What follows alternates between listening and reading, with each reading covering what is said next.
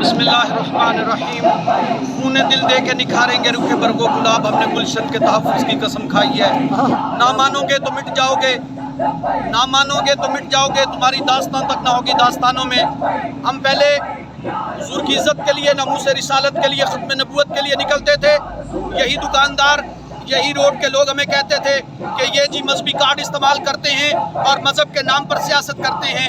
آج ہمارے قائد عظیمت نے ہڑتال کی کال دے کر اس عوامی ایشو کو سامنے رکھ کر کے پوری دنیا میں، پورے عالم کفر کے سامنے یہ ثابت کیا ہے کہ ہم غریب عوام کے بھی ساتھ ہیں، ہم مزدور کے بھی ساتھ ہیں اور ہم اس ظلم کے خلاف ہیں۔ اور ہم نے اس امام علی مقام کے قول پہ عمل کیا ہے کہ امام علی مقام نے فرمایا تھا ظلم کے خلاف جلدی اٹھنا، دیر کرو گے قربانیاں زیادہ دینی پڑیں گی۔